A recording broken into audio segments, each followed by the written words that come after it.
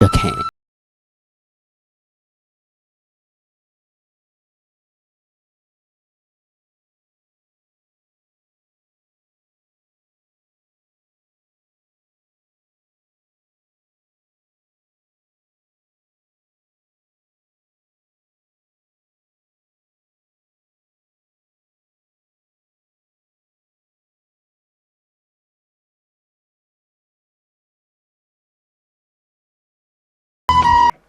नमोस्तु गुरुदेव। जय श्री ओम नमः सिद्धेभ्यः। जय श्री ओम नमः सिद्धेभ्यः। जय श्री ओम नमः सिद्धेभ्यः। सर्वमंगलमांगल्यं सर्वकल्याणकारकं प्रधानं सर्वधर्माणां जैनं जयतु शासनम्। जैनं जयतु शासनम्। पंच परमेष्ठी भगवान की, आचार्य श्री गुरुवर कुंद कुंद महाराज की, आचार्य श्री गुरुवर विद्यासागर महाराज की।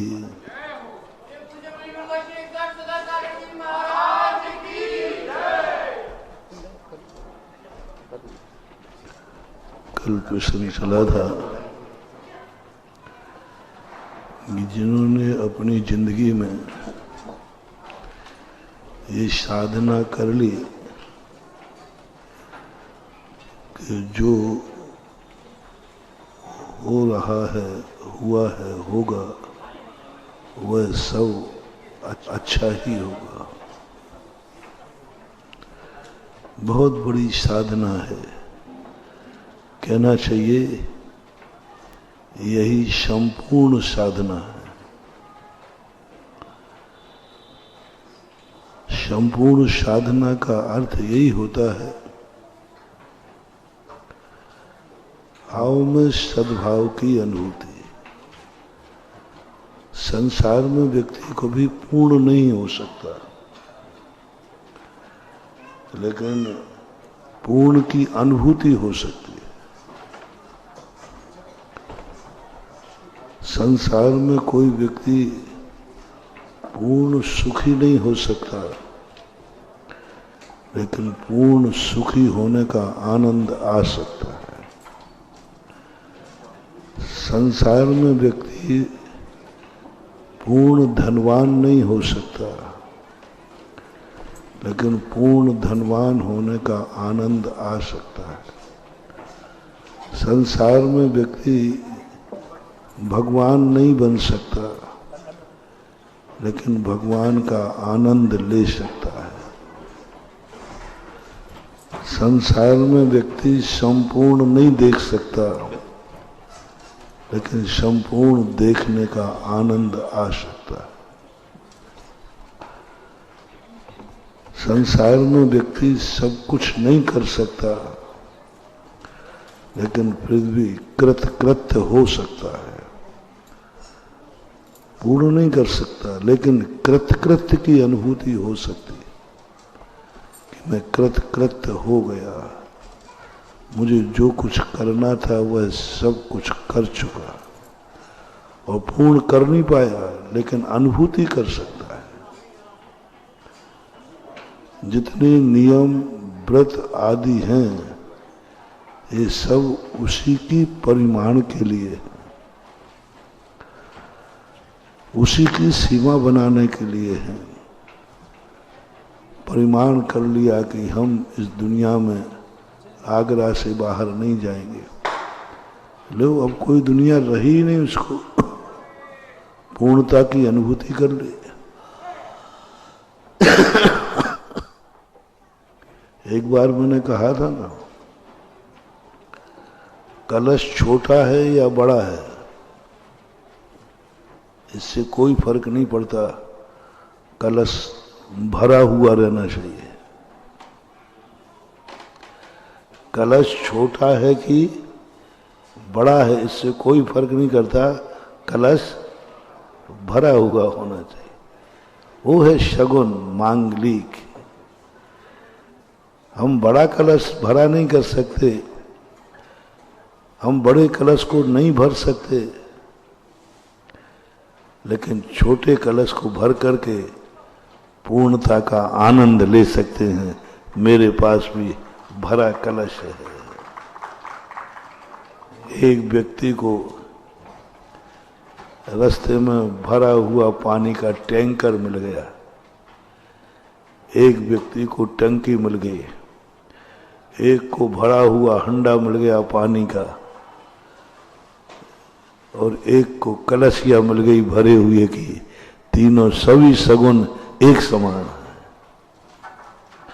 सगुन ये नहीं देखता कि इसमें कितना पानी है, सगुन ये देखता है कि पूर्ण है कि नहीं, बस। सगुन ये नहीं देखता इसमें कितना पानी है, सगुन देखता कि पूरा भरा हुआ है कि नहीं। ऐसा ही सगुन ये नहीं देखता कि तुम्हारे पास क्या है, यह देखता है कि तुम अपने आप में पूर्णता का अनुभव कर रहे हो कि नहीं। तुमने अपनी जिंदगी का विराम कर दिया है कि बस हो गया पूर्ण। एक पंडित जी ने इसी का एक भजन लिखा, मैं पूर्ण है नहीं, मैं हूं अपने में स्वयं पूर्ण, पर कि मुझ में कुछ गंध नहीं। मैं खुद अपने आप में पूर्ण हूं, मैं अपने आप के विचारों में इतना लीन हूं कि दूसरे के विचार करने का मेरे पास समय ही नहीं है। ऐसी एक अनुभूति होती है जो ज्ञान से होती है। हम दौड़ तो लगा रहे हैं कि साहब हम पृथ्वी को पूरा कब नापेंगे, कभी नहीं नाप पाओगे। लेकिन तुम उतना ही नियम ले लो ना कि हमारा प्लाट जितना है यही हमारी पृथ्वी है, बस वही तुम्हारी पृथ्वी है, वही तुम्हारी माता है। वसुदेव कुटुंबकम का एक शब्द आता है, बहुत मजेदार है, वास्तु ने इसके लिए बहुत अच्छा दिया। वसुधा को पृथ्वी मानो, वंदे मातरम। अब पाकिस्तान की भूमि को कल हमने 1947 के पहले वंदे मातरम कहा है। लाहौर में भी तिरंगा झंडा फहराता था, अब क्या हो गया? अब वो भूमि विदेशी हो गई, कल देशी थी। 1947 के पहले पाकिस्तान भारत था और वहां भी लहराता था, उसको भी वंदे मातरम कहते थे और माटी को भी तिलक करते थे। नेपाल, बर्मा, ये सब भारत के थे, अब विदेशी कैसे हो गए? मैंने इस सूत्र पर बड़ा विचार किया। मैंने कि ऐसी तो मां बदलती जाएगी, पराई हो गई हमारी मां। और इधर कह रहे हैं वसुदेव कुटुंबकम, वसुदेव कुटुंबकम, पूरी पूरी पृथ्वी हमारा कुटुंब है। बहुत कठिन है मानना, बहुत कठिन है। हम पाकिस्तान को, हम रूस को, अमेरिका को अपनी माता कैसे मान लो? उस भूमि को कैसे नमस्कार कर दो? कैसे नमस्कार करूं? बहुत कठिन है। दुश्मन की मां को अपनी मां कहना बहुत कठिन है, वो तुम्हारे बस की बात नहीं। पर वास्तु ने इसका कहा, जहां तक तुम्हारा अधिकार है वही वस्तुतः तुम्हारी मां है, जो तुम्हें कुछ देती है, जो तुम्हारा संरक्षण करती है। भारत छोटा होता जाएगा, माता छोटी होती जाएगी। अंत में उन्होंने कहा, तुम्हारी माता कौन है? जितना प्लाट तुम्हारे अधिकार में, तुम्हारे नाम रजिस्ट्री है, पड़ोसी का प्लाट तुम्हारी मां नहीं है, पड़ोसी का प्लाट नहीं। अब तुम्हारा मकान ही तुम्हारी मां है, उसकी पूजा करो। शिलान्यास के समय पूजा की जाती है, एक मंगल कलश की स्थापना की जाती है, वो क्या है? यही है हमारी माता, यही हमारा, यही हमें आवास देगा, यही सुरक्षा देगी, यही संरक्षण देगा। अब उसी को अपनी पूर्ण माता मान करके तृप्ति का अनुभव करो। वसुदेव कुटुंबकम, वसुधा जहां तक है वहां तक कुटुंब है, दूसरा जहां कुटुंब है, जहां तक कुटुंब है वही हमारी वसुधा है। ये वास्तु शास्त्र ने कह करके और पूजा करा दी, शिलान्यास करा के। ये पूजा किसी की नहीं मान लो, माँ की पूजा है। तुम्हारे लिए प्लाट ही माँ है, वो तुम्हें संरक्षण देगा, वो तुम्हें आवास देगा, वो पृथ्वी तुम्हें गोदी दे रही है, आओ तुम मेरी गोदी में मकान बनाओ। माँ कौन होती है? माँ कौन होती है? जो गोदी देती है। आ बेटा जन्म के मेरी गोदी में खेल। इसी प्रकार पृथ्वी ने कहा कि ये जो पृथ्वी तुम्हारा प्लाट है, ये तुम्हें गोदी दे रहा है, तुम्हें आवास दे रहा है, तुम्हें मकान दे रहा है। बेटा यहाँ तुझे सोना है, रहना है, आओ इसकी पूजा करो, यही तुम्हारी माँ है। पूज्य बने बिना पूजा नहीं हो सकती, पूज्य बने बिना पूजा नहीं हो सकती। धरती की पूजा करा दी पद दलित होकर के, नहीं, धरती की पूजा नहीं बनाई कराई, माँ की पूजा कराई। अब पड़ोसी के प्लाट को तुम माँ नहीं कह सकते, कितने प्रयास करो, मैं कितने तुम्हें उपदेश दूं। उनका नहीं महाराज, ये प्लाट तो ठीक है, पड़ोसी का नहीं। तो जब जिंदगी में ऐसी स्थिति आ जाती है कि हम पूर्ण को प्राप्त कर नहीं सकते, लेकिन हमें पूर्णता की अनुभूति करना है, यही मेरा संपूर्ण पृथ्वी, यही मेरी वसुधा है, बाउंड्री बना लो चारों तरफ, क्योंकि इससे आगे तुम्हारा सोच नहीं है। और आनंद पूर्णता में आएगा, अधूरे में नहीं। यदि तुमने ये सोच लिया कि ये पृथ्वी का एक टुकड़ा है, तो तुम्हें भिखारी पने का आनंद आएगा। भिखारी पने का एक टुकड़ा मिला है मुझे, एक टुकड़े में मेरा मकान है, आनंद नहीं आएगा। कहा एक टुकड़े में भी तुम संपूर्ण वसुधा को अपना आश्रयदाता मान करके करोगे, तो वही मकान तुम्हें सगुन देगा और वह पृथ्वी तुम्हें एनर्जी देगी, माँ के समान दूध पिलाएगी। ये पूजा कोई साधारण नहीं होती है, एक शिला की स्थापना होती है। माँ को संकेत दिया जा रहा है कि आपका बेटा, आपकी मेरी पूजा बता रही है कि आप पूजनीय हैं, मैं तुम्हारी पूजा कर रहा हूं। बस उसी समय से वह प्लाट आपको एनर्जी देना शुरू करता है। वास्तु बड़ा विचित्र है। प्लाट टेढ़ा टापता है, अब कैसे शुद्ध करे? बोले कुछ नहीं, एक बाउंड्री बना दो, जो वेस्टेज प्लाट है उसको अलग कर दो। उसको अलग करने मात्र से सगुन शुभ हो गया। वही प्लाट अशुभ था, एक कोना बड़ा हुआ था, अशुभ था। जिस कार्य में कहो तो सफल विफल हो जाए, और जैसे उसको काट को और कुछ नहीं हटाया, कोई हटा करके फेंक नहीं दिया, 1-2 फुट की नींव खोद करके उसको अलग कर दिया। उसने अपना प्रभाव, क्योंकि उसने जो दुष्प्रभाव दे रहा था वो पराया हो गया। अब उसकी एनर्जी हमारी सीमा में प्रवेश नहीं करेगी, कितनी भी वो ताकत लगा ले, हमने उसको कट कर दिया। न्यारो पूत पड़ोसी दाखिल।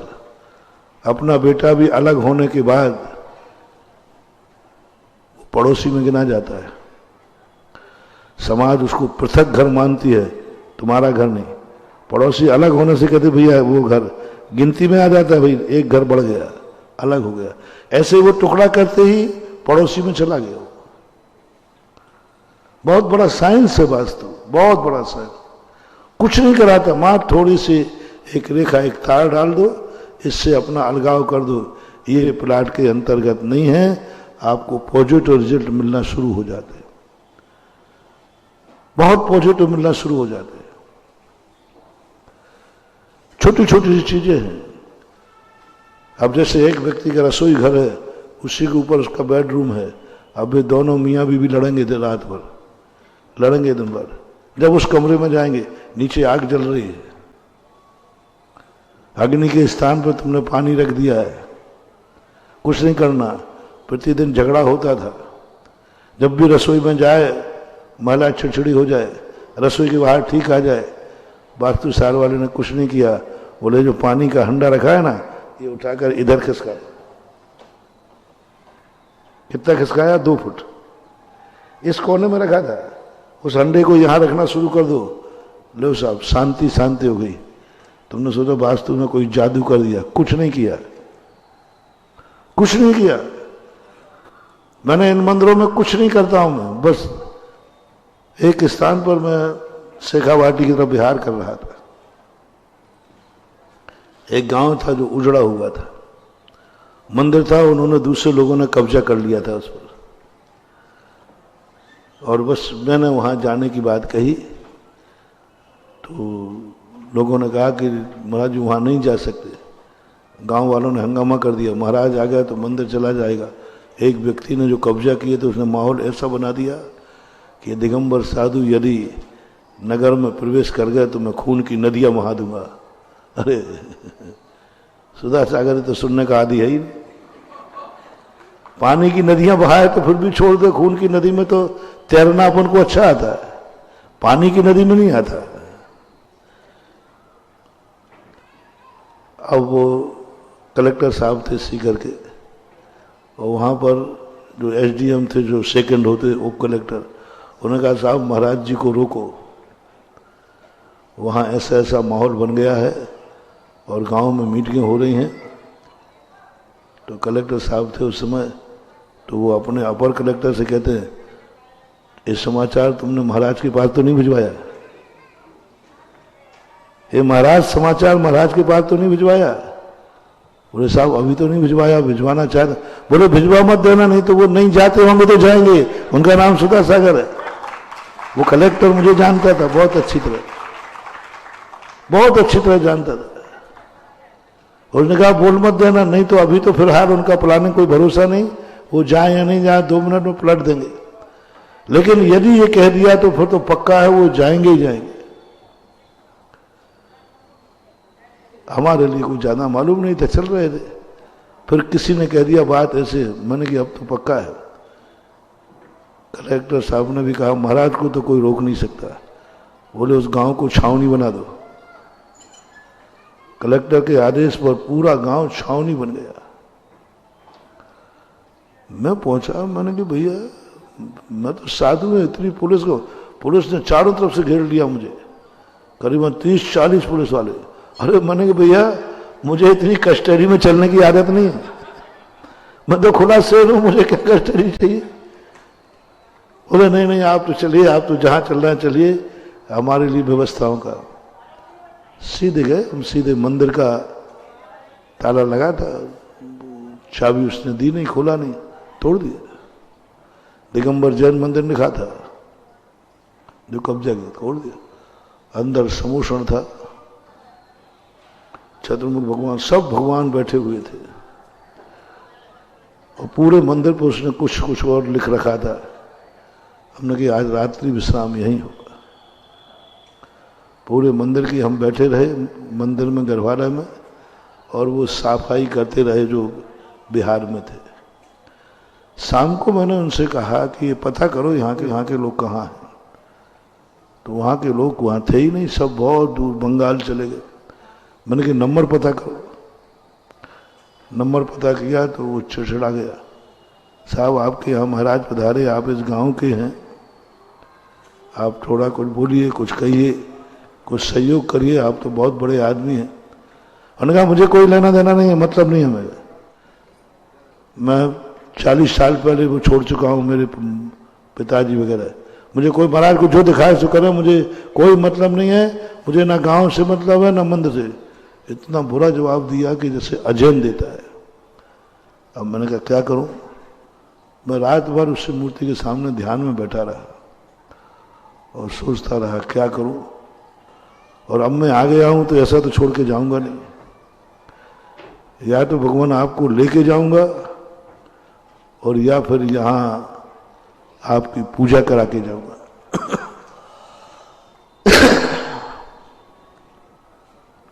बस सुबह ठीक 5:30 बजे मैं सामायिक छोड़ करके 5:45 बजे होगा, ठंड का समय था, भगवान की वंदना करते करते बस एकदम ये भाव आया कि भगवान एक ऐसे स्थान पर बैठे थे, ठीक सेंटर पॉइंट पर, ब्रह्म स्थान पर, नाभि पर। कुछ लड़के धोती दुपट्टा पहन के आए, मैंने कहा भगवान को थोड़ा सा करीबन 1 फुट के लगभग खिसका दो। छोटे भगवान थे, खिसका दिए, 1 फुट खिसकाया मात्र। खिसकाने के बाद हम शुद्धि को चले गए। मैंने कि आज आहारचर्या भी यहीं होगी। इतने में सारे गांव वाले आ गए, बोले महाराज जी आपके प्रति किसी एक व्यक्ति ने किया है ऐसा और हमारे पूरे गांव को बदनाम कर दिया। हमें पता चला है कि उसने ऐसा ऐसा कहा जिससे ये गांव छावनी बन गया। हम सब गांव वाले ऐसे नहीं हैं, आपको हम जाने नहीं देंगे, आप यहीं रुकेंगे। हमने कहा नहीं, अभी हम सोच करके आ रहा प्रवचन होगा। हमने कहा प्रवचन होगा चौराहे पे, मंदिर में नहीं होगा। हालांकि चौराहे पे प्रवचन करने की मेरी आदत नहीं है, लेकिन उनके चौराहे पे होगा। और चौराहे पे जो प्रवचन हुआ, पूरा गांव कहता महाराज जी अब आपको यहां से जा ही नहीं सकते, आप इस पूरे मंदिर की व्यवस्था करके ही जाएंगे। मैंने कहा भैया मंदिर का मालिक ही नहीं, यहां कोई नहीं।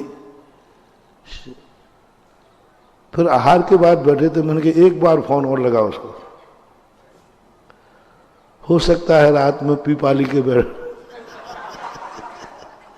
भरोसा नहीं। ओहो, आहार के बाद फोन लगाया, वो रो पड़ा, बोले मैं समझ नहीं पाया था कल शाम को, मेरी गलती हो गई। महाराज जी जो कहेंगे वो कहें, यदि 2-4 दिन महाराज रुकें तो मैं आने को तैयार हूं, जितना खर्च लगे सब मैं दूंगा, और जो महाराज जी कहेंगे मैं सब करूंगा।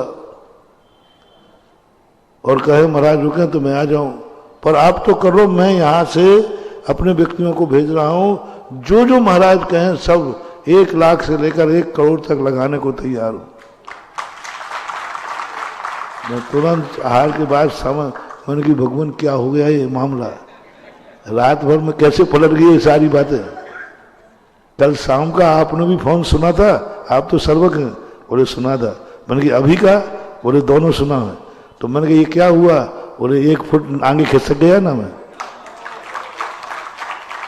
1 फुट आगे खिसकने की बात, पूरा गांव अपने पक्ष में, वो व्यक्ति अपने पक्ष में। फिर मैं एक दिन और रुका, पूरे मंदिर को साफ सूफ करके। वहां पर उस कलकत्ते वाले ने एक मैनेजर भेजा, वो मैनेजर रह रहा है। आसपास के गांव को मैंने अभिषेक करने वाले तैयार किए, आदर में अभिषेक हो रहा है, पूजन हो रहा है, पूरा मंदिर अपने कब्जे में है। यात्री जाते हैं, साधु जाते हैं, कुछ नहीं किया बस। तो मैं ये बताना चाह रहा हूं, पूर्णता की अनुभूति 1 फुट खिसकाने में भी पूर्णता का आनंद आ सकता है। कुछ नहीं किया, मंदिर सब वही, थोड़ा सा यहां थोड़ा सा कर, नाभि होती ना अपनी, थोड़ी सी खिसकती है, थोड़ी सी खिसक जाए तो सब खाया पिया, और ठीक बैठ जाए तो ये पृथ्वी ऐसी ही। अब इस पृथ्वी के अंदर अपन को आनंद की अनुभूति करना है, पूर्णता की। थोड़ा सा खिसकाओ, थोड़ा सा एडजस्ट करो। और ये वास्तु ने ऐसी कला दी, ऐसी कला दी, मैंने कि जैन शास्त्रों में यही तो भरा है। जो तुम्हें अनिष्टकारी है उसका प्रमाण कर लो, तुम्हें बंद नहीं होगा, तुम्हें बंद नहीं होगा। अमेरिका में इतने जीव मर रहे, तुम्हें बंद नहीं होगा, तुम त्याग दो। मेरे अमेरिका का त्याग है, अब वहां कुछ भी होता रहे, हमें कोई बंद नहीं हो रहा है। मन का संकल्प और सीमाएं, एनर्जी देना खत्म हो जाती है। इतने करने मात्र से इसका मैं त्याग करता हूं, इतने मात्र से एनर्जी खत्म हो जाती है, वो एनर्जी देना बंद कर देता है। अभी हटाया नहीं है, मात्र आपने संकल्प किया इस स्थान को पेंसिल से कागज के नक्शे पर, कागज के नक्शे पर भी यदि तुमने संकल्प कर लिया कि ये प्लाट ऐसा टेढ़ा है, इसको मैं पेंसिल से सीधा करता हूं और अब मैं सीधा करूंगा, ये संकल्प करते ही वह प्लाट अपनी एनर्जी तुम्हारी तरफ देना बंद कर देगा। वो पड़ोसी में चला गया, इन्होंने मुझे त्याग दिया। संकल्प का ही तो सारा है। दीक्षा क्या है? संकल्प ही तो है। क्या किया दीक्षा? संकल्प ही जो हमारे लिए नकारात्मक है। हमने किसी को मारा नहीं है, किसी को हटाया नहीं है, किसी परिवार का विनाश नहीं किया, ना जायदाद का विनाश किया, बस इतना किया, मैं आज से इस सब का मैं त्याग करता हूं। लो साहब, मुनि बन गए, वो नकारात्मक एनर्जी खत्म हो गई, जो अपूज्यता थी वो पूज्यता में बदल गई। अब सब तरफ से सकारात्मक हो गए, कुछ नहीं हटाया, मकान सब वही है, परिवार सब वही है, मैंने कट कर दिया। आज से हमारा तुम्हारा संबंध, हम तुम्हारे नहीं तुम हमारे, इतने मास से सूतक खत्म हो गया। अब हमें सूतक नहीं लग सकता, साधु को सूतक नहीं लग सकता। ब्लड वही है, खून वही है, अंश वही है, लेकिन वंश खत्म हो गया। अंश वही है, अंश में कोई अंतर नहीं आया, लेकिन वंश खत्म हो गया। अब हमें सूतक नहीं लग सकता, अब हमें उसका कोई कर्मबंध नहीं हो सकता। मां संकल्प किया है, मात मन में विकल्प किया है, मैं सबके लिए दूर हटता हूं। तो ये स्थितियां जो मन के आनंद की हैं, उस आनंद की कला यदि हमें कल की कला जाग जाए तो महानुभाव, ओह सर्वत्र आनंद ही आनंद है। कल का मंत्र यदि हमारी जिंदगी में सिद्ध हो जाए, और कल की सिद्धि पर मैंने ध्यान करता रहा, मैंने कहा यही तो संपूर्ण सिद्धि है, इससे बड़ी कोई साधना है ही नहीं। ये तो सब बीच की पीछे की साधना है, पीछे की साधना है। मुझे हर परिस्थिति में एक ही देखना है, जो हुआ, जो हो रहा है, अच्छा है, अच्छा ही हो रहा है। दुनिया में बुरा कभी कोई होता ही, और दुनिया में कोई बुरी वस्तु है ही नहीं।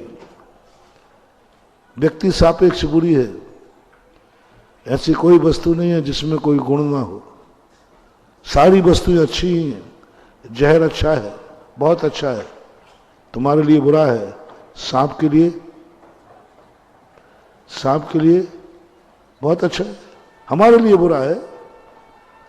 संसार में जो वस्तुएं हैं सब कोई ना कोई गुण लिए हैं। यदि हम अपने गुण को बदल दें तो सब वस्तु हमारे लिए हो जाएगी। हमें अपनी दृष्टि बदलना है, सृष्टि तो बदल नहीं सकेंगे, सृष्टि तो बदल नहीं सकेंगे, दृष्टि बदल दो, आनंद ही आनंद है। दृष्टि बदल दो, मां सोच बदल दो। दृष्टि में ही दुख है और दृष्टि में ही सुख है। आप प्रतिदिन पेपर पढ़ते हैं, पेपर पढ़ते हुए आपको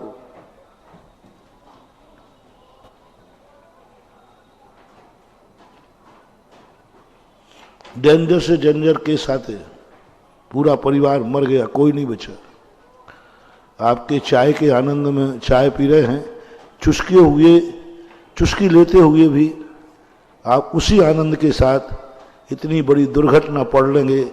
आपकी चाय की चुस्की में किंचित मात्र भी अंतर, दुर्घटना कितनी भयानक है, कोई नहीं बचा, सब मर गए, पिछल गए, सब पिछली हुई गाड़ी का है। ये दृश्य आप लोग पेपरों में पढ़ते हैं कि नहीं? चाय पीते हुए, चाय के आनंद में कोई कमी कोई कमी नहीं। क्या कह रहा है मन? होता रहता है, ऐसा तो होता रहता है, प्रतिदिन होता है। उसी समय थोड़ा नीचे पड़ा, ये तो दिल्ली रोड पे हुआ है, और ये तो सुबह 5 बजे हुआ है, और गाड़ी वही कंपनी है जो मेरे बेटे की थी। अब वो रोड दिल्ली है, समय वही है, मथुरा से आगे। ठीक इतने बजे गाड़ी यहां से निकली तो वो ठीक मथुरा से आगे पहुंची होगी। ओह वही है, और गाड़ी का शेप भी, कंपनी भी वही, कलर भी वही, सब। अब आपकी चाय की चुस्की का मजा खत्म, अब नहीं निकल रहा। अब तो आंसू टप टप गिरने लगे। परिवार को रहा, देखो ये क्या हुआ, तुम लोग देखो। तो सबने, गाड़ी तो वही है, समय भी वही है, और रूट भी वही है। तीनों पैचिंग हो गई, रूट भी पक्का, समय की जो दूरी थी वो भी ठीक, यहां चला था वहां इतने बजे पहुंचा होगा, एक्सीडेंट भी इतने बजे हुआ, और गाड़ी भी वही की वही है। सब दौड़े, नाश्ता रखा है, चाय पानी रखी है, कुछ नहीं, सब दौड़े। गाड़ी खाई में पड़ी हुई है, सब मर गए। नीचे से थोड़ी थोड़ी आवाजें आ रही है, उतनी गहरी गाई में उतरने गिर जाओ तो तुम मर जाओ, लेकिन नहीं, नीचे से आवाज आई, चलो बचाए। और बीच रास्ते में पहुंचे, और गाड़ी की एक नेम प्लेट टूट करके साइड में गिरी थी, और गाड़ी का नंबर था, तुम्हारी गाड़ी बताया देते पहले, तुम्हारी गाड़ी का नंबर बताता, तुम्हारी गाड़ी का नंबर था, अच्छा नंबर दे रहा हूं, 420। तुम्हारी गाड़ी का नंबर क्या था? और उस प्लेट पर लिखा था 421। 21 कहते ही, अरे अरे रुको रुको रुको, अरे गिर जाओगे तुम लोग, कहाँ आ रहे यहाँ पर, ये अपनी गाड़ी नहीं, ये तो 421 गाड़ी है। अब वो अभी नीचे दबे हुए ज्यों के तुम चिल्ला रहे हैं, बचाओ बचाओ। अरे नहीं नहीं, झगड़े में मत करो, अभी पुलिस अपन को करेगी, चलो चलो। वो नाश्ता रखा होगा, ठंडा हो रहा होगा, सब कुछ वही है। माँ 421, एक नंबर ने कितना दुखी कर दिया, और एक नंबर ने सब दुख भुला दिया। कैसी है दुनिया, कैसी है दुनिया, क्या है दुनिया में, दुख किसमें है, सुख किसमें है? दुख 420 में दुख है, और 421 में सुख है। बस यही सुख है और दुख है, कौन मरा कौन जिया, इससे कोई लेना देना नहीं है, कोई लेना देना नहीं। मैंने तो आप लोग खुद अनुभव कर रहे होंगे जो मैं बोल रहा हूं। खुशी में कहीं भी दुख नहीं, दुनिया मरे चाहे जिए, कोई दुख सुख नहीं है। मात मेरा नंबर 420 है, बस वो दुख दे रहा है। और 420 होते तो तुम शायद नीचे पहुंच पाते कि चक्कर आ जाता। अब ये भी नहीं सोच रहे हो, जब यहां तक आ ही गए हैं तो चलो शायद एक आध कोई। अब क्या भाव आ गया, अरे झगड़े टंटे मत पड़ो, पुलिस अभी जवाब सवाल करेगी, अपना सारा मामला ये आ जाता है। आजकल पुलिस ने कानून उठा दिया, बहुत सारे लोग एक्सीडेंटल केसों पर इसलिए सहायता नहीं करते थे। अभी पुलिस पूछताछ करेगी, तुम्ही किया होगा, कौन था, कैसे था, तो लोगों ने मरे तो मरे। आजकल एक कानून उठा दिया गया, जो किसी भी असमर्थ व्यक्ति को एक्सीडेंटल केस को उठा के लाएगा, उससे कोई भी कुछ नहीं पूछेगा, मात वो रह करके जाए, बाद में बड़ी फंसे तो फंसे, लेकिन उस समय नहीं पूछेगा। बहुत केस बचने लगे आजकल, बहुत कुछ आजकल लोग उठा के ले जाने लगे, क्योंकि उससे कोई पूछताछ नहीं होगी। लेकिन वहां तो गड़बड़ी हो गया, साहब उठा लो, अभी बच सकता है, नहीं नहीं। रास्ते में एक्सीडेंट की गाड़ी मिलते हैं तो तुमने कहा ये एक्सीडेंट हो, चलो देखें। तो तुरंत मन के आगे ड्राइवर ने कहा चल आगे चल, ऐसे तो गिरते रहते हैं। और थोड़ा तुम्हारा मन भी होगा तो पीछे बैठी महिलाएं और जाने क्या कर रहे हो, अरे देखो वो तड़प रहा है, अरे तुम्हें ये दिखा रहा है, वहां मालूम बारात को देरी हो रही है, अपन को इतने बजे दिल्ली पहुंचना है। ओहो कैसी दुनिया है। ये मैं अंदाज से बोल रहा हूं कि प्रैक्टिकल बोल रहा हूं? एक्सीडेंटल केस है, बहुत जबरदस्त केस हुआ है। आप उतरने को तैयार हो रहा, मन भी आपका कोई ना कोई कहां झगड़े में पड़ रहा, मरते रह रहे, मर जाए, अरे मर जाएगा चलो अस्पताल भेजते हैं हम। गाड़ी के लोग आपका हाथ पकड़ लेंगे, नहीं जाना, कुछ नहीं जाना। आपको मालूम अपन को दिल्ली में टाइम से पहुंचना है। काय के टाइम पे पहुंचना है? बारात के टाइम पे।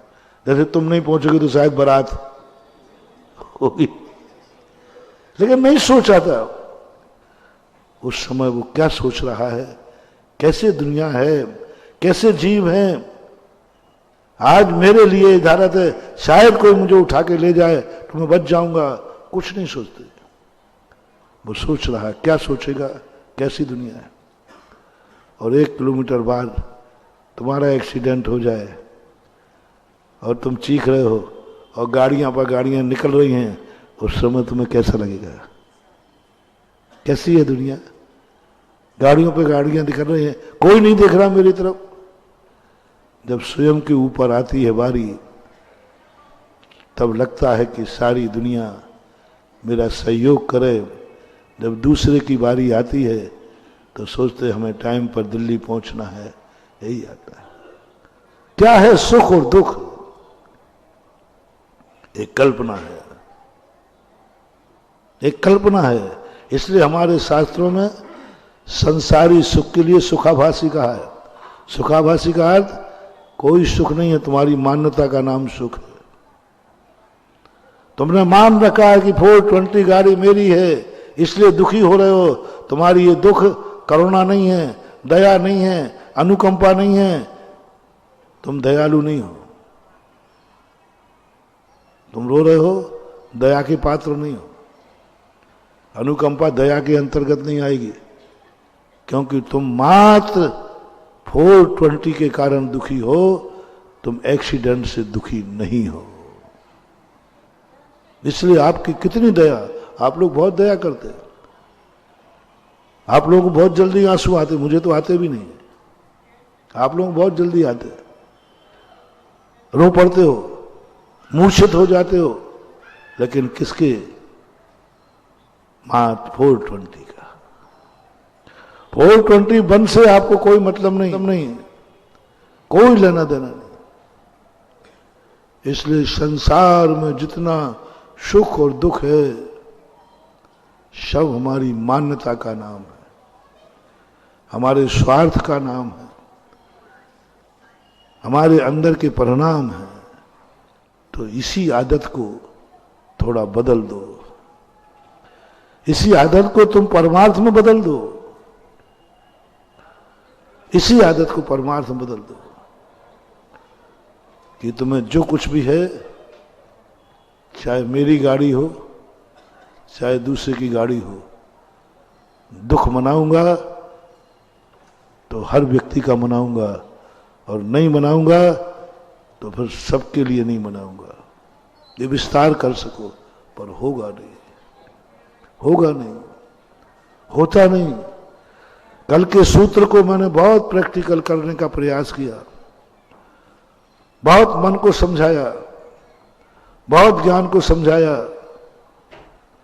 कि देख, इससे छोटे से मंत्र में कोई तपस्या नहीं करना, उपवास नहीं करना, कोई नदी किनारे नहीं बैठना, गर्मी में पहाड़ पर नहीं बैठना, ना इसमें कोई बड़े बड़े दान है, ना त्याग है।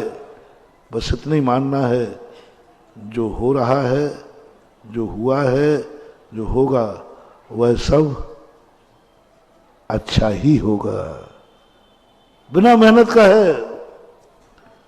मन ने एक्सेप्ट नहीं किया,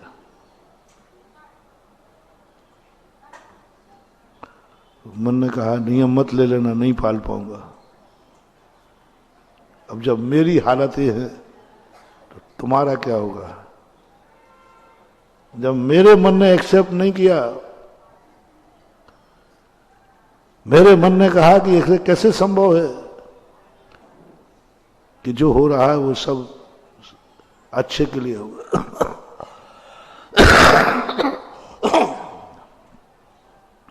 थोड़ी सी कल्पना करो, बच्चा सामने के मर गया, हिम्मत हो को क्या क्या दिखाओ, जो हुआ अच्छा हुआ। मैंने सब द्वंद्व को मन से जम के बहस हुई है। हम लोग तो बहस ही अपने आप से करते, तुम लोगों से बहस करने में तो कोई फायदा है नहीं, व्यर्थ में मुंह लगना है। तो हम लोग अपने आप से ही बहस करते हैं, अपने मन से बहस करते, अपनी तत्व दृष्टि से बहस करते। क्या फर्क पड़ रहा है इसमें लेने में? देख लो, अभी हाल तुम्हारे लिए यही सांप आ जाएगा तो सोचना वो आया अच्छे के लिए आया। अभी हाल तुम्हारा ऐसी बीमारी आ जाए खतरे में, बहुत समझाया, थोड़ा थोड़ा तो समझ में आया है, 50-50 लेकिन 50% में ही पहुंचा हूं। 50 तक तो मन ने एग्री कर लिया, कह दूंगा, लेकिन 50% पे विकल्प आ जाएगा। बहुत कठिन व्रत है ये, इतना सरल रख रहा है। कई नियम इतने सरल होते हैं, सरल रेखा के समान। सरल रेखा का नाम सरल रेखा है, और वक्र रेखा का नाम, दोनों रेखाएं यदि कागज पे खींचना पड़े तो कौन सी कठिन है? वक्र रेखा की सरल रेखा? वक्र रेखा तो क्या, यूं उठाओ यूं वक्र रेखा हो गई। अब सरल रेखा, अब सरल रेखा खींचो, नाम है सरल रेखा। ये धर्म जो ये सूत्र मैंने कल दिया, ये सरल रेखा के समान बिल्कुल सरल है, लेकिन जब खींचने बैठा तो अब सरल रेखा के लिए देखो, टेबल पहले देखो, टेबल हिल तो नहीं रही, हिलेगी तो फिर सरल रेखा। तो पहले टेबल ठीक करो, टेबल ठीक करने के बाद फिर उसके ऊपर कागज रखो, और कागज को भी हिलना नहीं चाहिए, नहीं तो तुमने कैंसिल किया वो, तो 4 पिन लगाओ, उस कागज को स्थिर करो, कंसंट्रेशन। पहले चारों तरफ का वातावरण, कोई हिलना नहीं चाहिए, कोई डिस्टर्ब नहीं होना चाहिए, चारों तरफ टेबल को सुधारना है। फिर कागज को ठीक करो, इतने से नहीं, अभी सरल रेखा नहीं खींचेगी, स्केल पट्टी चाहिए। स्केल पट्टी से काम नहीं चलेगा, पेंसिल नुकीली चाहिए। अब देखना सरल रेखा में आडंबर देखना। अब ये सब कर लिया, स्केल पट्टी लगा दी, वो कर लिया। अब हाथ कपना नहीं चाहिए। सब मिलकर के यदि हाथ कांप गया तो वक्र रेखा हो जाएगी। कंसंट्रेशन, श्वास को भी रोकना है, तब सरल रेखा। मर गए, नाम सरल रेखा है, वक्र रेखा अच्छी है, यूं करो, कैसे भी टेढ़ी टापटी खींच दो। अधर्म वक्र रेखा के समान है, धर्म सरल रेखा के समान है, इसमें पग पग पर सावधानी। श्रुत बहुत सरल था, लेकिन प्रैक्टिकल बहुत कठिन था। तो जब मैंने ये चिंतन किया, मैं कोई भी मजबूरी तुम पर थोपता हूं ना, तो पहले मैं प्रैक्टिकल करता हूं। ये मेरे गुरु का संस्कार है। मेरे गुरु महाराज कोई भी साधना हम लोगों को बताएंगे, पहले वो स्वयं करते हैं, बाद में करते हैं। वो स्वयं पहले किए बिना करते नहीं। हम एक महाराज थे, हमारे महाराज समय सागर जी, हम लोग तो एक दिन ऐसे ही ठंड में, इनको छुल्लक जी को मालूम है गंभीर सागर, क्योंकि इनकी जबलपुर की घटना थी। ये उस समय ब्रह्मचारी थे, घर में थे। ये रात में सेवा भैया वृत्ति करने वगैरह आते थे। तो हम लोग इतना कर रहे थे बिना चटाई के रहने का, चटाई नहीं लेना। त्यागी नहीं है, बाजू में रखते थे, ओढ़ना नहीं। अब नया मुल्ला थोड़ा ज्यादा नमाज पढ़ते हैं ना, तो अपन ने थोड़ा ज्यादा ही करने की सोची, जितनी शक्ति नहीं है उससे ज्यादा करने की सोची, कान में दर्द हो गया।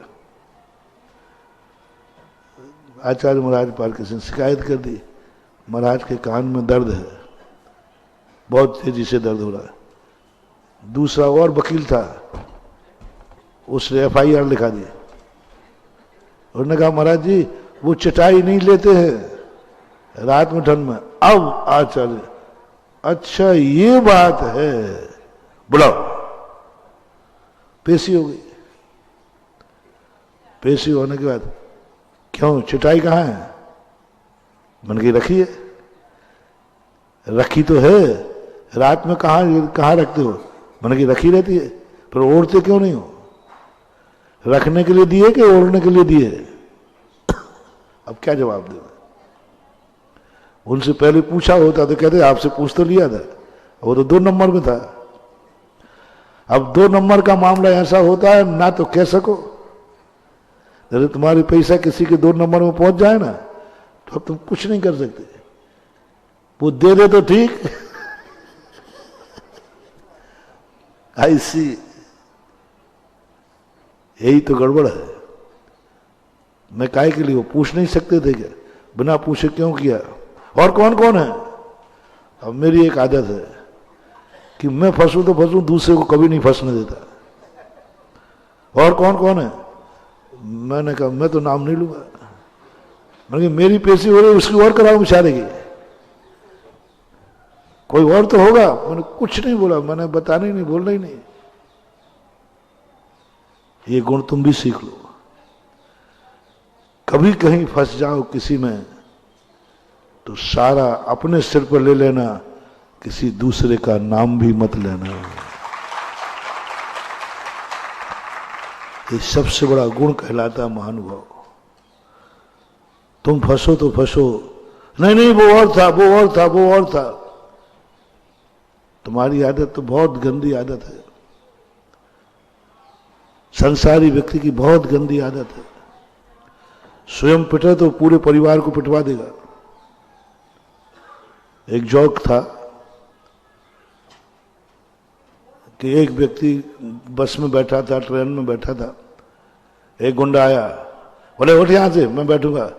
बोले साहब मैंने टिकट लिया है, मैं क्यों उठूं?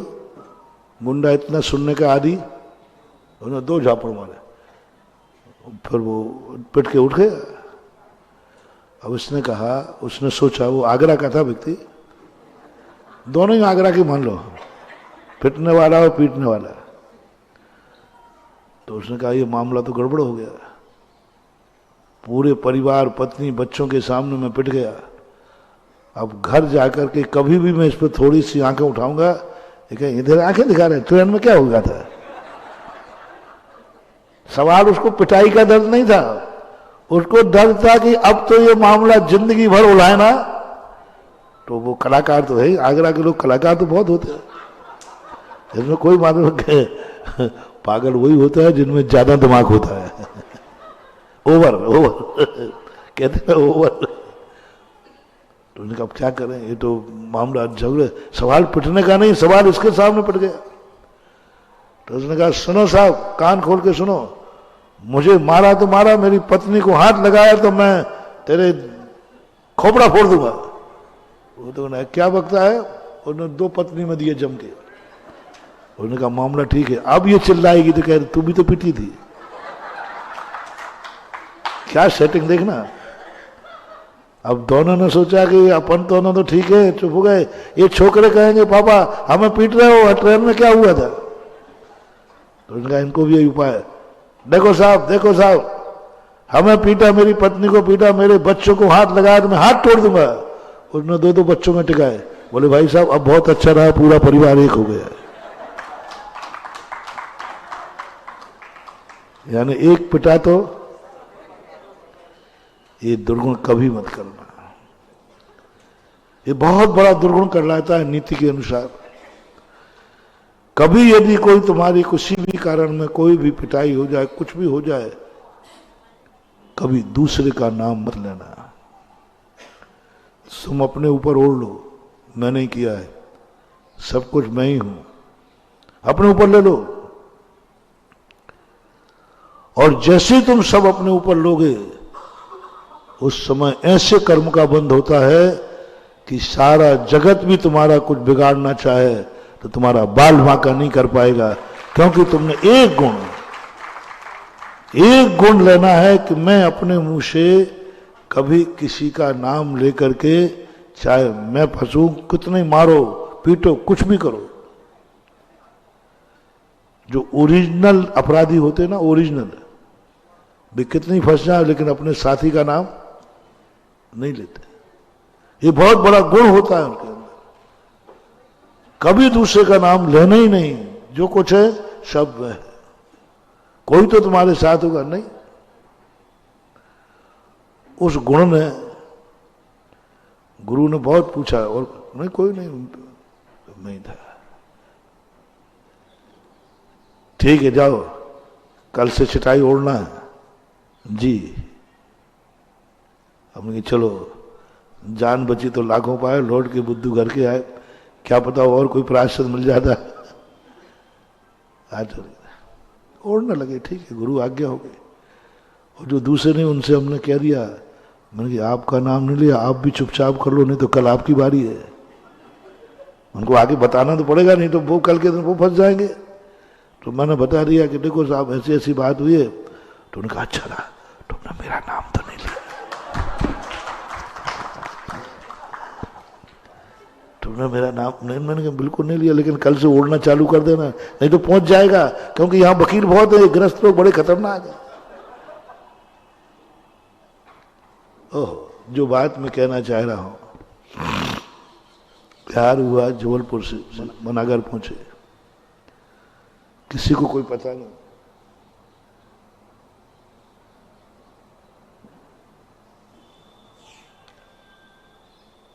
जो हम लोगों ने किया वो आचार्य सिंह ने शुरू कर दिया, किसी को पता नहीं। रात में वो चटाई को ओढ़ना बंद कर दिया, बस सीधे रख लेते थे। हम लोगों को पता चला तो हमने कही, हम लोगों ने किया तो डांट, अब इनको कौन डांटे। अब शुक्र पुकार चालू हो ही जाएगी। वो तो देखो, छोटे को डांट पड़े और बड़ा भी वही करे तो फिर तो छोटा है। अब कौन कहे, कोई नहीं, हम लोग देखते रहे। 2 महीने बाद आचार्य जी बोले ठीक है, अब जिनको चटाई छोड़ना हो, नहीं ओढ़ना हो, वो साधना चालू कर सकता है। मैंने कहा 2 महीने पहले, मैंने आचार्य जी से कहा, मैंने 2 महीने। बोले उस समय मैंने साधना करके नहीं देखा था कि इससे कितना नुकसान है, कितना फायदा है। मैं कह रहा हूं ये गुरु का लक्षण कहलाता है। गुरु वही होते हैं जो पहले स्वयं कुछ गड़बड़ हो जाए तो, कोई परेशानी हो जाए तो मैं देखता हूं। उन्होंने प्रैक्टिकल किया पहले, कितनी निद्रा आती है, कितनी निद्रा नहीं आती है, इससे क्या साइड इफेक्ट है, क्या सब 2 महीने साधना की। उसके बाद फिर कहा कि ठीक है, चल सकता है। हमारे शास्त्रों में आता है कि एक माजी ने कहा, माजी ये छोकरा बच्चा है महाराज जी, ये बहुत गुड़ खाता है, गुड़ इसको नुकसान करता है, दांतों को नुकसान, पेट में कीड़े पड़ते हैं, महाराज जी आप छुड़वाओ ना। महाराज जी मौन हो, कुछ नहीं छुड़वाया। बोले इसको 8 दिन बाद लाना। इतने से नियम के लिए 8 दिन बाद लाना। वो मां 8 दिन बाद ले गई। बोले बेटा अब तुम गुड़ छोड़ दे, गुड़ छोड़ने से कुछ नुकसान नहीं है, सब कुछ ठीक है। तो बच्चे पूछता, महाराज जी उस दिन क्यों नहीं छुड़वाया। बोले बेटा पहले मैं खुद खाता था, मैं खुद लेता था, जब तक मैं नहीं छोड़ूं दूसरे का कैसे छुड़ाऊं। ये महान व्यक्तियों का नियम होता है। इसलिए मेरे नेचर में भी वही है कि मैं किसी भी चीज को प्रैक्टिकल करता हूं। तुमसे कहने के पहले मैं खुद प्रैक्टिकल करता हूं। ये ऐसा करने से क्या होगा, ये नियम पल पाएगा या नहीं। मैं आज कह रहा हूं तुमसे नहीं पल पाएगा। तुम ग्रस्त हो, तुम खुद थोड़ा ध्यान सोच लो, कल्पना करो। क्या तुम आज एक नियम ले सकते हो कि मेरी जिंदगी में एक ही शब्द सोचूंगा मन में अंदर से, जो हुआ अच्छा हुआ, जो होगा अच्छा होगा, जो हो रहा है वो अच्छा है। क्या ये नियम ले सकते हो? 420 गाड़ी को ध्यान रखना। हाँ, वो मौका भी किसी दिन आ सकता है। उस समय तुम्हारे मुंह से निकलना चाहिए, जो हुआ अच्छा हुआ। है कोई माई का लाल? तुम्हारी गाड़ी मथुरा रोड पर जाके एक्सीडेंट हुई, नीचे गिरी और 420 नंबर भी पाया गया। उस समय अंदर से आवाज निकले, जो हुआ। कोई ग्रस्त हो तो बताए, हाथ उठाए। है कोई? मुझे नहीं दिखता। तो मेरा हाथ मत उठवाना, मैंने पहले ही सिलेंडर कर दिया है। मैं भी दहल जाऊंगा यदि किसी ने कह दिया, महाराज जी आपका भगत था, वो शिवरार्थी था, वो संस्थान का था, वो आगरा में आपकी चतुर्मास कमेटी का था, वो। एक मिनट को बोलो, मेरे से क्या उम्मीद करते हो? मेरे मुंह से निकल जाएगा? कोई बात नहीं, जो हुआ। नहीं, मेरी आदत मैं जानता हूं, नहीं निकलेगा। एक मिनट को तो मैं आश्चर्यचकित रह जाऊंगा। ओहो, उसका हो गया। अरे भाई थोड़ा देखो, ओहो, जो हुआ बुरा हुआ। मेरे मुख से ये निकलेगा, जो हुआ बुरा हुआ। आएगी, मुंह से नहीं कहूंगा तो मन में तो आ ही जाएगा, आएगा। ये संसार है, बहुत कठिन साधना है। मैं हर साधना में बहुत जोश के साथ करता हूं, और जिस साधना को ठान लेता हूं वो साधना करके दिखा देता हूं, कर लेता हूं। कल की साधना में मैं सफल नहीं हो पाया। कल के प्रवचन को जब साधना में उतारा, 1000 प्रश्न खड़े हो गए, 1000 प्रश्न खड़े। और जितनी अतीत की पूरी कहानियां थीं सब सामने आ गई। तुम कह सकते हो कि जो हुआ अच्छा हुआ? कुछ नहीं कर पाया, कुछ नहीं कर पाया। चक्रवर्ती भी नहीं कर पाया। मात्र एक है ऐसा करने वाला, जिसका नाम तीर्थंकर है, जो वर्धमान चारित्री होते हैं, पर वो भी कर नहीं पाएंगे। उन्होंने दूसरे नंबर का कार्य अपनाया, एक भाव पहले से अपनाया उन्होंने, कि उन्होंने इतना पुण्य किया, इतना पुण्य किया कि उनको कभी बुरी खबर मिलती नहीं, इष्ट वियोग नहीं होता। क्या समझ? जिस दिन से तीर्थंकर घर में जन्म जाते हैं, उस दिन से उस कुटुंब में यमराज का प्रवेश बंद हो जाता है। जब तक वो घर में रहेंगे कोई नहीं मरेगा, इष्ट का वियोग नहीं होता। तीर्थंकर कोई नहीं मरेगा जब तक तीर्थंकर, जैसे ही गर्भावतरण हुआ बस 6 महीने पहले से सब इष्ट, कोई नहीं मरेगा इस घर के अंदर, पिता भी नहीं, दादा भी नहीं। 83 लाख पूर्व कितना कहलाता है? 84 लाख, 1 लाख में 1 लाख, 84 लाख में 84 लाख का गुणा करने पर एक पूर्व होता है। ऐसे 83 लाख पूर्व, एक पूर्व कितने का है? 84 लाख गुणित एक पूर्व। ऐसे 84 पूर्व नहीं, 84 लाख पूर्व तक, मेरे 83 लाख पूर्व ऋषभदेव घर में रहे। 83 लाख पर कंप्यूटर से नहीं निकलेगा। 84 लाख गुणे 84 लाख, ये तो निकल आएगा। अब इसमें 84 लाख का और गुणा करना है। 84 लाख पूर्व, इतने वर्षों तक कोई नहीं मरा घर में, किसी की मौत नहीं होगी। जो उनका कुटुंब है उनके भी नहीं, पिताजी मरेंगे नहीं, मां मरेंगी नहीं, दादा दादी होंगे तो मरेंगे नहीं, कोई बहू बेटे आएंगे मरेंगे नहीं, बेटा आएगा मरेगा नहीं। जो बेटा उनके घर में बहू के यहाँ पोता भी बनेगा तो मरेगा नहीं, उसके गर्भपात होगा नहीं, उसकी मौत होगी नहीं। क्या गजब का गजब, क्या किस्मत की, क्या किस्मत थी उनकी। 83 लाख पूर्व तक घर में कोई मौत नहीं, किसी की भी मौत नहीं जिसका इष्ट वियोग उनको सहन करना पड़े।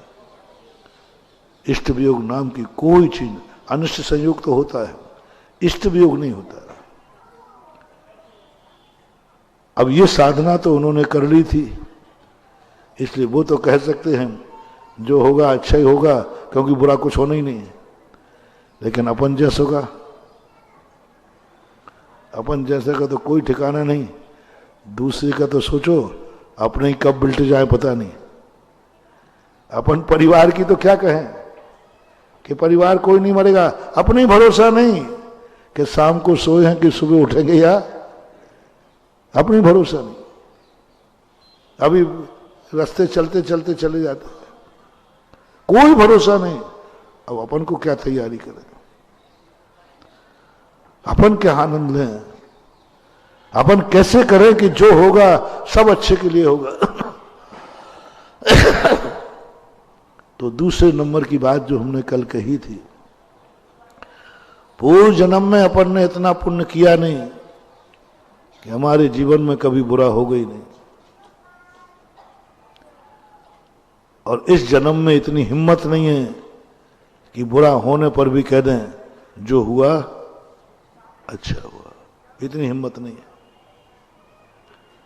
अब तरीका है अपने को सुरक्षित करने का।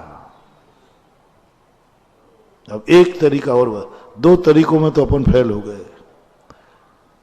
आज बस एक तरीका है जिसमें थोड़ी उम्मीद है, हम और आप कुछ कर सकते हैं,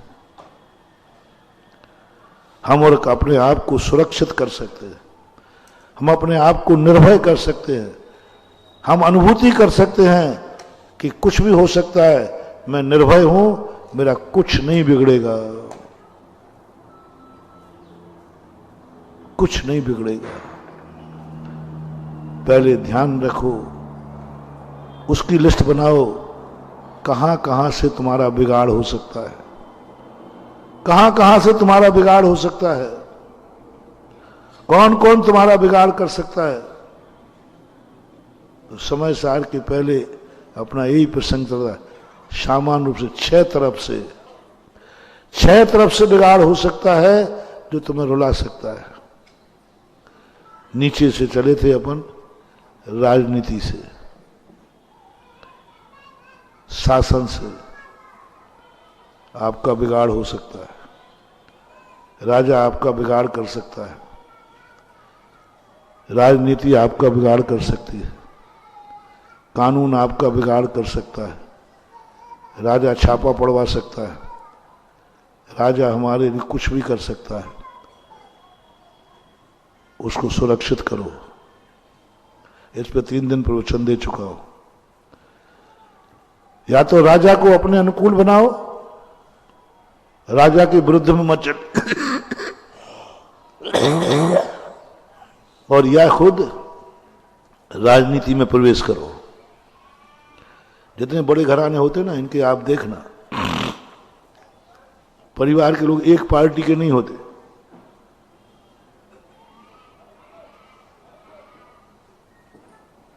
वो सभी पार्टियों में एक एक व्यक्ति रहता है उनका, चित्त भी मेरा पट्ट भी मेरा। आप सिंधिया को देखना पहले से, एक बीजेपी का एक कांग्रेस का। ये कोई ऐसी बात नहीं है, ये बहुत बड़ी पॉलिटिक्स है। कोई भी पार्टी आएगी, एक व्यक्ति अपना पार्टी में होना चाहिए जिससे छापा से बचे रहेंगे। वे भी जान रहेंगे पार्टी सही कौन बोल नहीं। तो ये दूसरा तरीका जो मैंने बताया था, या तो राजा के अनुकूल बनो, राजा के विरुद्ध में मत चलो। तत्वार सूत्रकार उमा स्वामी महाराज, वृद्ध राज्यातिक्रम। लेकिन राजा का कोई भरोसा नहीं महानुभाव। कितने हम राजा के अनुकूल चलें, राजा प्रतिकूल हो सकता है। साहब की अंगाड़ी और घोड़े की पछाड़ी गड़बड़ कर सकती है। कितने ही करो, हम विरोध में कहीं ना कहीं जाएंगे। और आज का समय तो ऐसा है, एक भी व्यक्ति दुनिया में नहीं है जो राजा के विरुद्ध चले बिना जी सके। एक भी व्यक्ति नहीं। राजा के विरुद्ध में चले हुए आज की नीतियां, दुर्नीतियां इतनी गंदी हो गई हैं कि आपको कहीं ना कहीं राजा के विरुद्ध चलना ही पड़ेगा, कानून के विरुद्ध चलना पड़ेगा, अन्यथा जिंदगी जी नहीं सकोगे। टैक्स को देख लो आप, ईमानदार विश्व का एक व्यक्ति बताओ जो टैक्स के संबंध में ईमानदार हो, उसका एक नाम बता दो। 100% कह रहा हूं। हो सकता है क्या?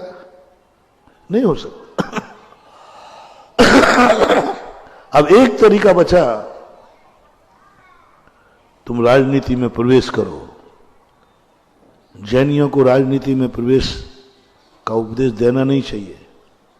जैनी सज्जन आदमी है, लेकिन आज की राजनीति, आज का राजा, आज का नेता, आज की नेतागिरी इतनी गंदी हो चुकी है कि अच्छे लोगों को राजनीति में प्रवेश करना चाहिए और जैनियों को राजनीति में प्रवेश होना चाहिए।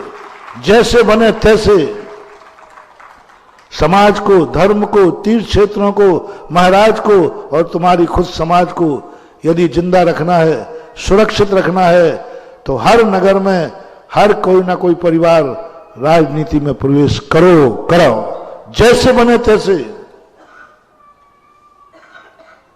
साधु होकर बोल रहा हूं, मुझे राजनीति से कोई लेना देना नहीं है, लेकिन आज धर्म की रक्षा के लिए मैं तुमसे कह रहा हूं, राजनीति में प्रवेश करो। धर्म की रक्षा के लिए तुम शस्त्र उठाओ, धर्म की रक्षा के लिए तुम आगे आओ, धर्म की रक्षा के लिए मरना पड़े तो मर जाओ और मारना पड़े तो मार दो। किसकी रक्षा के लिए? हाँ, उदाहरण है अपने मुनिराज की रक्षा के लिए शेर को मारना पड़ेगा, स्वयं मरना पड़ेगा। उदाहरण दिया है जियो जीने दो के धर्म में। अब मुनिराज को बचाने का एक ही तरीका है, मुनिराज मरेंगे, शेर ने छलांग लगा दी है। अब एक तो कोई तरीका नहीं, कोई उपदेश नहीं, कोई सज्जनता नहीं, कुछ नहीं बच सकता। मात्र एक ही तरीका है, स्वयं मरो और मार दो तो महाराज बच जाएंगे। 3 व्यक्ति हैं, महाराज, शुकर भक्त और शेर। अब इनमें 2 मरने का भाव करें तो महाराज बचेंगे और दोनों बचने का भाव करें तो महाराज मरेंगे। 2 की बलि 1 का बचाओ, 1 की बलि 2 का बचाओ, 3 है। 2 मरेंगे तो 1 बचेंगे महाराज, और महाराज मरेंगे तो दोनों बच जाएंगे। क्या करना चाहिए? जैन धर्म से पूछ रहा हूं, अहिंसा परमो धर्म से पूछ रहा हूं, आप लोगों से पूछ रहा हूं, मैं भी शामिल हूं। क्या करना चाहिए? 2 मरेंगे तो 1 महाराज बचेगा। बचने का दोनों का महाराज तीनों बच जाए तो कोई उपाय नहीं है, कोई उपाय नहीं है। दो मरना है, एक महाराज बचेगा, और एक महाराज बचेंगे, दो जानवर बचेंगे, दो पशु बचेंगे, तब एक महाराज मरेंगे। एक महाराज को मरने दो, दो पशु बच जाएंगे, और दो पशु को मरने दो, महाराज बच जाएंगे। अब क्या करना है? जल्दी बोलो, अहिंसा की पुजारी। मैं क्यों फंसू? तुम्हें भी फंसाऊंगा बेटा, ध्यान रखना। हाँ, मीटिंग में, ये मीटिंग बड़ी अच्छी होती है। कोई गड़बड़ हो जाए तो एक व्यक्ति के माथे ना आवे, साहब मीटिंग में पास हुआ था, बहुत बड़ा सेफ पॉइंट है साहब, मैं अकेला थोड़ी हूं, मीटिंग में पास हुआ था, सब भागीदार है। इसी प्रकार मैं क्यों फंसू?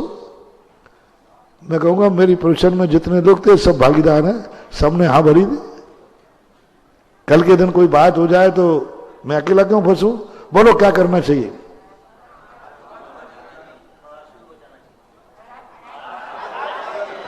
और दो पशुओं के स्थान पर तुम दो श्रावक हो आगर आके तो, अच्छा उसमें तुम ही खुद ही हो तो, हाँ थोड़ा खुला खुला हो जाए, खुली पशुओं की बारी आई तो अपन ने कह दिया यदि दो मनुष्य हुए तो, दो मनुष्य प्लस एक महाराज, अच्छा उसमें तुम खुद ही हुए तो महाराज बच जाएंगे, तुम्हें मरना पड़ेगा, और महाराज मरेंगे तो तुम बच जाओगे। बचना तो है किसी ना किसी को, फैसला क्या करें अपन प्रस्ताव पर, तो दो को मरना पड़ेगा। बस शुक्र ने कहा मैं मरूंगा और मार डालूंगा, लेकिन महाराज को नहीं मरने दूंगा। ये कौन सी नीति है? आज की राजनीति है। और राजनीति क्यों आई? मरने मारने की बात। शुक्र ने कहा हाँ मैं मरूंगा मार डालूंगा। अरे तुम्हारा सिद्धांत है तो जियो और जीने दो। अपना सिद्धांत क्या है? और आज क्या बोल रहा हूं? मरो और मर जाओ, मरो और मर जाओ। धर्म की रक्षा के लिए कभी कभी ये नारा भी, और शुक्र कौन गया, मैं मरूंगा और मार डालूंगा, और किया उसने, शेर को भी मार डाला और स्वयं भी मर गया। लेकिन महाराज इसी प्रकार आज धर्म की रक्षा के लिए आज समाज को मैंने 3 दिन प्रवचन दिए हैं रेगुलर, धर्म की रक्षा के लिए, तीर्थों की रक्षा के लिए, मंदिरों की रक्षा के लिए, सज्जनता की रक्षा के लिए। आज के समय में राजनीति में तुम्हें जाना पड़ेगा। गंदी है राजनीति तो गंदी में जाओ, गंदे होना पड़ेगा हो जाओ, चल करना पड़े करो, मायाचारी करना पड़े करो, हिंसा झूठ बोलना पड़ेगा बोलो। दृष्टि में क्या रखना? क्या रखना? धर्म की रक्षा के लिए, राष्ट्र की रक्षा के लिए, धर्म और धर्मात्मा की रक्षा के लिए हमें करना पड़ेगा ये सब। मैं जान रहा हूं राजनीति गंदी है, और अपने भक्त से कह रहा हूं गुरु महाराज आप जानते हो राजनीति कितनी गंदी है? हाँ मैं सब जान रहा हूं। गंदा हो जा, गंदा हो जा। तेरे गंदे हुए बिना धर्म की रक्षा नहीं हो सके। शास्त्रों ने आज्ञा दी मर जा मार डाल, तेरे मरे बिना, उसको मारे बिना मुनिराज नहीं बचेंगे। शास्त्र की आज्ञा है, साथ में उसका नाम आज तक लिखा हुआ है, कलम से लिखा। किसी चीज का उदाहरण देने का अर्थ क्या है? ये वैलिड है। उदाहरण देने का अर्थ क्या है? उदाहरण दे दिया उन्होंने, देखो ऐसे होती है धर्म की रक्षा, ऐसे होती है मुनियों की रक्षा, ऐसे होती है तीर्थों की रक्षा, तीर्थों की रक्षा ऐसे होती है जियो और जीने दो से नहीं। कभी कभी दुष्टों के सामने मरे और मरने दो के नारे से भी जी धर्म की रक्षा होती है। करना पड़ेगा महानुभाव। जैनियों सोला की मत बैठो, सोला के बैठे बैठे हाँ ऐसा आएगा कि तुम सोला करने लायक भी नहीं रहोगे। अभी तो कपड़ा बदल लोगे दूसरा, एक छू जाएगा तो गंदे हो जाओगे तो नहा भी लोगे, लेकिन ऐसा समय आने वाला है कि गंदगी के बाद नहाने लायक नहीं रहोगे, दूसरा कपड़ा सोला का मिलेगा ही नहीं। जो पहने हो वो सोला का, जो रखे हो वो भी सब 17 के हो जाएंगे। इसलिए आज राजनीति में सब तरफ से हाँ, या तो फिर इसको तैयार रहो, मैंने पहले ही कह दिया, और सर मार, जो हो रहा है सब अच्छा हो रहा है, अच्छे के लिए। वो तीर चला गया, बोलो सब लोग, प्रस्ताव पास करो, बाहर सब निकालो, अपन सब, मैं अकेला नहीं, मैं नहीं बोल, तुम सब बोलो, जो कुछ जो क्षेत्र अपने हाथ से चले गए, बोलो। अपन बहुत बड़े उत्कृष्ट साधक हैं, कल मिल गया ना अपन को मंत्र। अब उस मंत्र को अपन आज समाज में, कोई बात नहीं, वो क्षेत्र चला गया, फलाने क्षेत्र में संकट आ गया, अपन यहां से फरमान जारी, बहुत अच्छा हुआ, अच्छा ही हुआ, अच्छा हुआ। इतनी हिम्मत है। शिखर जी जाए अच्छा हुआ, गिरनार जाए अच्छा हुआ, पावापुर जाए अच्छा हुआ, इंदौर जाए अच्छा हुआ, बटेश्वर जाए अच्छा हुआ, सब जाए, अपना एक ही नारा है, क्या है? स्वयं के प्राण जाए तो अच्छा है, महाराज मरे तो अच्छा है हिम्मत इतनी? बोलो ना, मेरे में तो नहीं है। तो फिर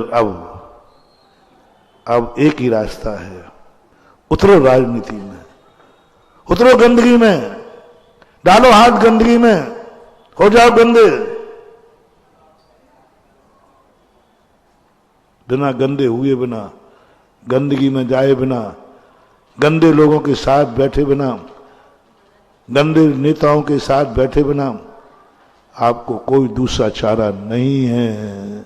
आज प्रजातंत्र का युग है। तुम समझो कल अच्छी राजनीति आ जाएगी, नहीं, अच्छे लोग जाएंगे नहीं तो अच्छी क्या खाक आएगी? अच्छे लोग जाएंगे नहीं, तुम्हें जाना पड़ेगा। यदि राजनीति को बदलना है तो तुम्हारा पार्टी सपेट होना चाहिए। जैसे मैंने कहा, बड़े आदमी अपने 2 बेटे हैं, दोनों पार्टियों में कर देते हैं। कोई भी पार्टी आएगी, अपना एक व्यक्ति वहां है, एक व्यक्ति वहां है। ऐसा ही कोई भी पार्टी आए, हर पार्टी में अपना एक जैन विधायक, जैन सांसद, जैन पार्षद, जैन महापौर, जैन होना चाहिए। ये सारे भारत को बीड़ा उठाना चाहिए, होना चाहिए। बस एक को गंदा करना है। और मैं बिल्कुल भी नहीं कह रहा हूं राजनीति गंदी है, अच्छी है। एक बार एक राजनेता मेरे से भिड़ गए, बोले महाराज आप भी धर्म नेता हैं तो हम राजनेता हैं। बोले आप धर्म नीति करते हैं तो हम राजनीति करते हैं, दोनों देश की सेवा करते हैं, दोनों अनिवार्य हैं। उनको क्या था कि मेरी सभा में ज्यादातर नेता लोग नीचे ही बैठते हैं, और उन नेता की आदत थी तखत पे बैठने की, बराबर पे बैठने सीट पे। तो वो ये कहना चाह रहे थे, वो मेरे मुंह लगे थे कि महाराज जब हम नेता हैं, आप भी नेता हैं, आप भी समाज के हित में करते हैं, तो तखत पे नीचे ऊंचे क्यों बैठते हैं? नेता को सबको बराबर बैठना चाहिए, यानी हमारा मुंह भी इधर की तरफ हो।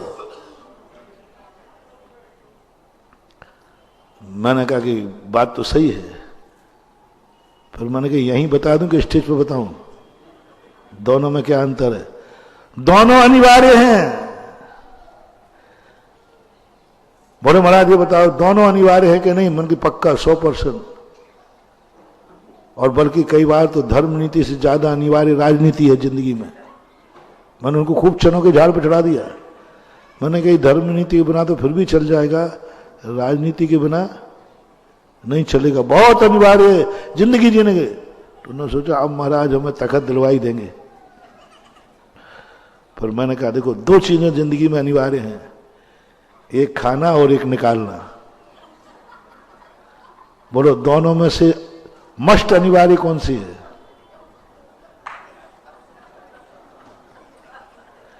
माना ये धर्म नीति भोजन खाने के समान है और राजनीति नीचे से निकालने के समान है। फैसला तुम्हारे हाथ में है, कौन कहां बैठेगा, गंदगी कहां बैठती है, राजनीति धर्म नीति कहां बैठती है। मैंने कर्म ठोक लिए, मैंने महाराज को छेड़ के उपद्रव कर लिए।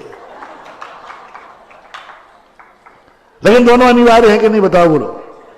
अच्छा तुम लोगों सबकी पोटी बंद, भोजन चालू।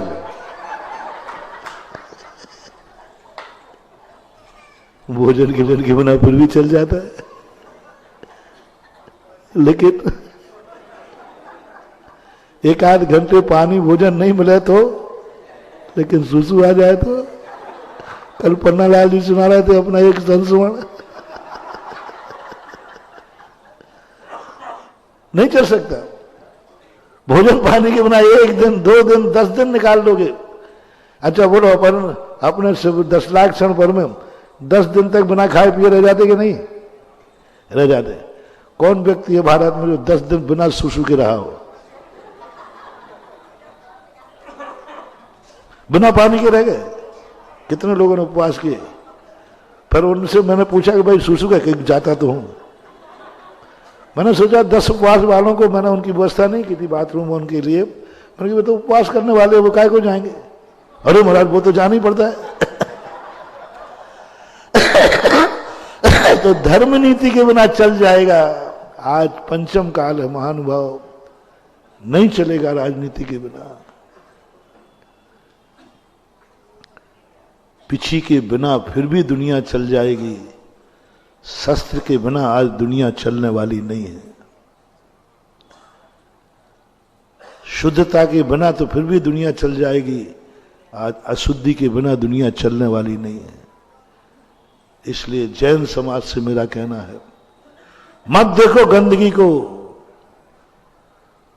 यदि धर्म की रक्षा करना है तो राजनीति में जाओ, प्लानिंग करो, अपने समाज में प्लानिंग करो बैठकर। किसी ना किसी को राजनेता बनाना है। मीटिंग किया, मुनि बनाने की मीटिंग नहीं कर रहा हूं। क्या कह रहा हूं? हर गांव वाले, हर नगर वाले अपने नगर का प्रतिनिधि, गांव वाले हैं तो अपना सरपंच के लिए, गांव वाले हैं तो पंच के लिए, शहर वाले हैं तो पार्षद के लिए, बड़े हैं तो नगर पालिका के जो भी होते हैं, और बड़े हैं तो विधायक के लिए, और बड़े हैं तो सांसद के लिए, और बड़े हैं तो प्रधानमंत्री के लिए, और बड़े हैं तो राष्ट्रपति के लिए। आपको लड़ना है धरती पकड़ जैसा। एक धरती पकड़ नाम का व्यक्ति हुआ है, उसने गिनीज बुक में नाम लिखाया, एक भी चुनाव नहीं जो उसमें नहीं लड़ता हो। जो भी चुनाव निकलेगा फार्म भर देता है, और उसको कभी अपने स्वयं के वोट के अलावा कभी वोट नहीं मिला। और सबसे बड़ा रिकॉर्ड तो ये बना उसका, 5 या 6 चुनावों में उसका खुद का वोट नहीं मिला और खड़ा हुआ है। उससे पूछा भाई तुझे एक वोट तो मिलना चाहिए, बोले मैंने खुद ही नहीं दिया, काय को वोट खराब करे, मैं इस लायक नहीं हूं। वो क्या गजब का बोलने का था। क्या बोला? मैंने खुद का वोट नहीं दिया क्योंकि मैं इसके लायक हूं ही नहीं, वोट खराब क्यों करूं? तो फिर खड़ा क्यों हुआ? पूरे प्रजातंत्र जिंदा रहना चाहिए, प्रजातंत्र जिंदा रहना चाहिए कि कोई फाइट करने वाला है। आप लोगों से भी कहना है, सफलता की उम्मीद मत करो, कोशिश करो, आवाज लगाओ। आज नहीं सुनी जाएगी, कल सुनी जाएगी। मंगल पांडे ने 100 साल पहले आवाज लगाई थी, 100 साल बाद सुनाई हुई, लेकिन सुनाई हुई, आज हम आजाद हो गए। मानस बनाओ, मानस बनाओ। जैन समाज का एक मानस बन गया, हमें राजनीति में नहीं पढ़ना, ये गंदी है, हमें इसमें नहीं पढ़ना, इसमें बहुत राग द्वेष है, बहुत गुंडागिर्दी है, मरना पड़े मारना, कुछ भी करना पड़ता है, मुझे नहीं करना। ये जैनियों की अटेंडेंस ही बन गई है। और मैं कह रहा हूं इस अटेंडेंस को आप निकालो और या फिर वो साधना करो जो हो रहा है, रिपीट करते जाओ बीच बीच में, जो हो रहा है सब अच्छा हो रहा है, जो होगा वह अच्छा होगा, क्षेत्र जा रहा है, बोलते जाओ, अच्छा जा रहा है। फिर ये या तो ये साधना कर लो, और ये साधना नहीं है तो दूसरा मार्ग जो मैं बता रहा हूं तुम्हारे लिए। किस्मत तो अपनी इतनी अच्छी नहीं है कि हमारे जीवन में कोई विपरीतताएं नहीं आएंगी, आएंगे। एक तीसरा जो मार्ग बताया तैयारी का, नीचे से जो हमें गुप्त रूप से जो हमें नीचे से ब्लास्टिंग होना है, बम ब्लास्टिंग छुपा हुआ है। राजनीति को मैंने जमीन नीचे से कहा क्योंकि वो डायरेक्ट बाहर नहीं करते, छुप करके बाहर करते, बम ब्लास्टिंग बाहर होती, हमें पता ही नहीं होगा, हम बैठे हम तखत पे बैठे, इसी के नीचे बम रखा है। राजनीति ये कहलाती है। अपन समझेंगे कि व्यक्ति ठीक है और वही धोखा मान कर गया। तो आप नीचे से सुरक्षित होइए, और हर गांव के नागरिक, हर गांव का एक व्यक्ति, हर पार्टी में जैनी पाया जाना चाहिए।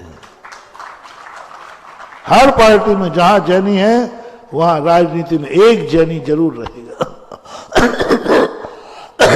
छोटा गांव है, भली पंच सही, पंचायत में एक जैनी का एक पंच सही, सरपंच मत बनना, नहीं बन पाओ, बहुमत नहीं है, लेकिन पंच जरूर रहेगा। जब भी मीटिंग होगी एक जैनी पंच की वहां उपस्थिति होगी। बस इतना सा मैं देखना चाहता हूं, ज्यादा ख्वाब नहीं।